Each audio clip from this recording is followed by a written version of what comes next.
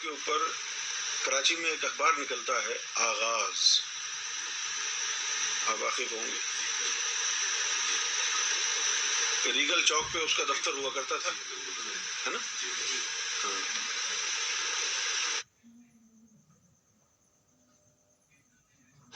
تو اس اخبار کی کٹنگ جو ہے وہ میں آپ کو پڑھ کے سناتا ہوں۔ لکھا ہے گرفتار بمبار کا بیان، کالعدم تحریک طالبان پاکستان مزارات پر جانے والوں کو امریکیوں سے بڑے کافر سمجھتے تھے، یعنی طالبان کی نظر میں امریکی چھوٹے کافر ہیں، اور یہ جو ولیوں کو ماننے والے لوگ ہیں نا، مزاروں پہ جانے والے، ولیوں کو ماننے والے، تصوف کو ماننے والے، یہ امریکیوں سے بھی بڑے کافر ہیں۔ اسی طرف بات آ گئی جو میں نے چند دن پہلے کہی تھی کہ یہ دہشت گردی ایک منصوبہ ہے تاکہ تمام جتنے بھی باقی فرقے ہیں ان تمام کو نیست و نابود کر دیا جائے اور فقط ایک فرقہ رہ جائے اور اسی کو یہ اسلام کا نام دے دے، اور وہ فرقہ ہے فرقہ وہابیہ۔ اچھا، اب جو سوئسائڈ بومر تھا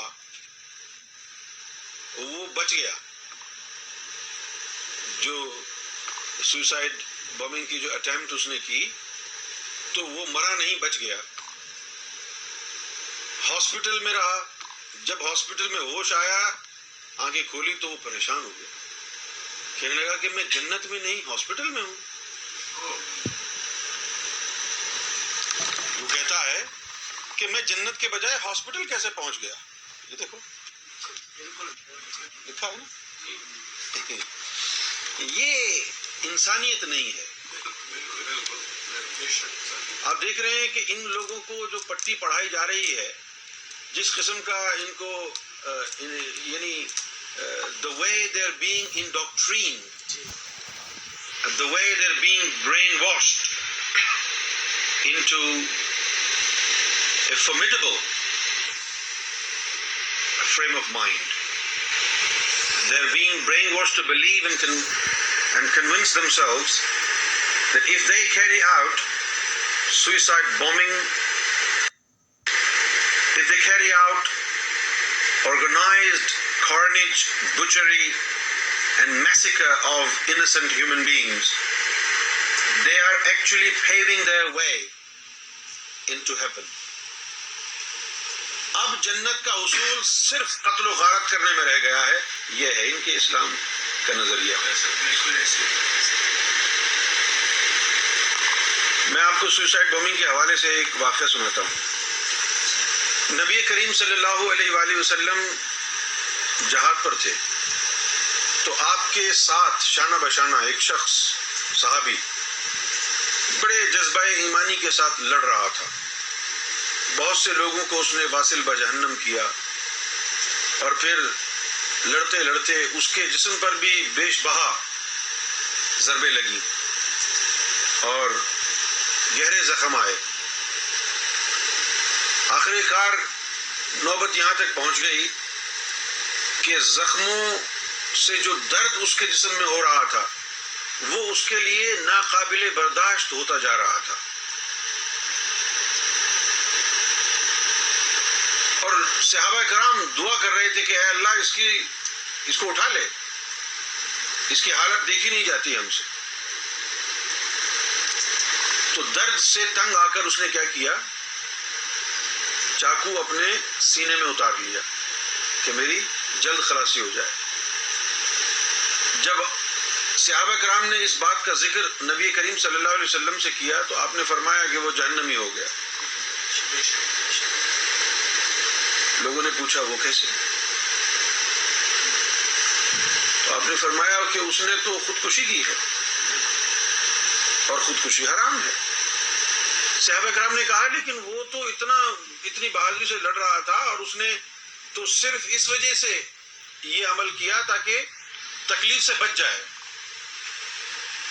تو آپ نے فرمایا کہ نہیں، وہ تکلیف بھی اللہ نے لکھی تھی نا۔ یہاں پر اپنی تکلیف سے بچنے کے لیے اس نے صرف اپنے آپ کو مارا، پھر بھی آپ صلی اللہ علیہ وسلم کا فتویٰ یہ ہے کہ وہ جہنمی ہے. یہ لوگ خود بھی اپنے آپ کو مار رہے ہیں، دوسروں کو بھی مار رہے ہیں، بے گناہ لوگوں کو، تو کیا آپ سمجھتے ہیں یہ جنت میں جائیں گے؟ یہ جنت کا راستہ نہیں ہے. فتنہ بن گیا ہے جہاد کا، جو اس وقت یعنی جو کانسیپٹ ان کے پاس تصور جہاد کا ہے وہ فتنہ پرور ہے. جہاد اس وقت ہوتا ہے جیسے یہاں پر ایک ٹرم یوز کی جاتی ہے کہ اگر آپ کی جان پر کوئی حملہ ہو تو آپ اپنے بچاؤ کے لیے اگر کسی کے اوپر فائر کر دیں تو وہ سیلف ڈیفenس میں آئے گا. اگر آپ کے اوپر قاتلانہ حملہ ہو اور پھر اس سے بچنے کے لیے آپ فائر کر دیں تو وہ سیلف ڈیفenس میں آئے گا. لیکن آپ پر قاتلانہ حملہ نہ ہو، آپ بلا وجہ فائرنگ کر کے لوگوں کو مار دیں تو یہ سیلف ڈیفenس تو نہیں ہے، یہ کیا ہے؟ یہ دہشت گردی ہے. تو جہاد اس وقت کیا جاتا جب دین کو خطرہ لاحق ہوتا، جب لوگ دین کو مٹانا چاہتے. حضور صلی اللہ علیہ وسلم کے زمانے میں دین پنپ رہا تھا اور کفار چاہتے تھے کہ اس کو مٹا دیں، لہذا اپنی بقا کے لیے تلواریں اٹھائی گئیں، کیونکہ سروائیول آف دا فٹسٹ کا مسئلہ ہو جاتا ہے نا، کہ وہ سروائیو کرے گا جو فٹسٹ ہے. لہذا اپنے یعنی ڈیفنس کے لیے، یعنی بقا کے لیے، for the survival of the religion, دین کی بقا کے لیے تلواریں اٹھائی گئیں اور جہاد کیا گیا. اس وقت دین کیا تھا؟ محمد رسول اللہ کی ذات اور ان کے صحابہ کرام. ٹھیک ہے نا؟ آج تو دین ہے ہی نہیں. بے شک. آج کہاں ہے دین؟ آج تو دین کہیں بھی نظر نہیں آ رہا. تو دین پر حملہ کیا ہوگا؟ بے شک. یہاں پر مشکات شریف میں ایک حدیث ہے کہ قال رسول اللہ صلی اللہ علیہ وسلم یوشک ان یاتی علی الناس زمانا لا یبقى من الاسلام الا اسمہ ولا یبقى من القرآن الا رسمہ. یعنی آپ صلی اللہ علیہ وسلم نے فرمایا کہ جلد ہی انسانیت پر ایسا زمانہ آئے گا کہ اسلام کا صرف نام باقی رہ جائے گا اور قرآن صرف رسم کے طور پر استعمال ہوگا، اور ان کی مساجد بظاہر آباد ہوں گی مگر ہدایت سے خالی ہوں گی، اور ان کے علماء آسمان کے نیچے بدترین مخلوق ہوں گے. انہی سے فتنے نکلیں گے اور انہی میں فتنے واپس لوٹائے جائیں گے. انہی سے فتنے نکلیں گے اور انہی میں لوٹ جائیں گے. اب آپ کو یہ پتا ہے کہ ان سے ہی فتنہ نکلے گا اور انہی میں ختم ہو جائے گا. جی. کیا مطلب ہے اس کا؟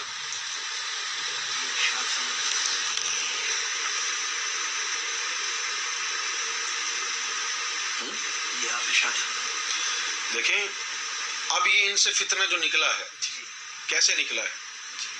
جب ان کے سینوں سے نور نکل گیا،